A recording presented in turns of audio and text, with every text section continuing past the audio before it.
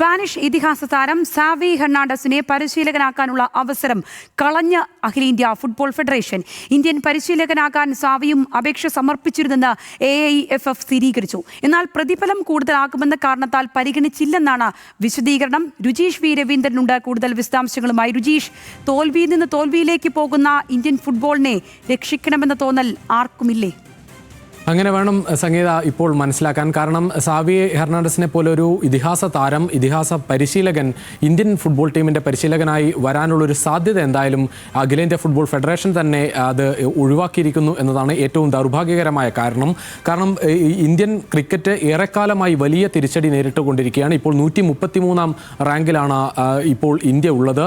നമുക്കറിയാം, ലോകകപ്പ് കളിക്കാനുള്ള യോഗ്യതാ മത്സരത്തിൽ നിന്ന് ഇന്ത്യ പുറത്തായിട്ടുണ്ട്. ആ തരത്തിൽ ഇന്ത്യ വലിയ തിരിച്ചടി നടന്നുകൊണ്ടിരിക്കുന്ന ഒരു സാഹചര്യമാണ്. പ്രത്യേകിച്ച് 48 ടീമൊക്കെയായി ലോകകപ്പ് അടുത്ത തവണ നടക്കാനിരിക്കുമ്പോൾ ഒരു യോഗ്യത ഉറപ്പിക്കാൻ ഇന്ത്യക്ക് ഒരു സുവർണാവസരം ഉണ്ടാകുന്ന ഒരു സാഹചര്യത്തിൽ പോലും അത് സാധിക്കാത്ത തരത്തിൽ വലിയ തിരിച്ചടി നേരിടുന്ന ഒരു സാഹചര്യത്തിലാണ് നിലവിലെ പരിശീലകനെ മാറ്റേണ്ട ഒരു സാഹചര്യത്തിലേക്ക് വന്നത്.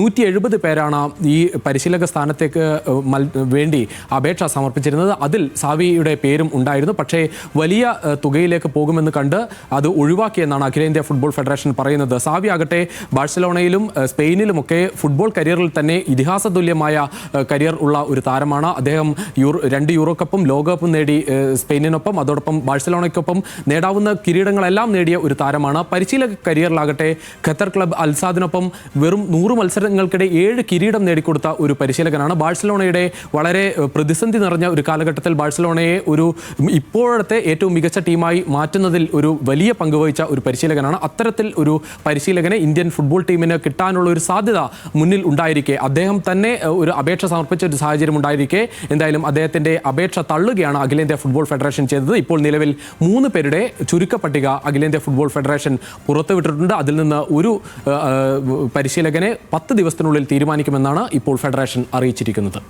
ശരി രുചീഷ്.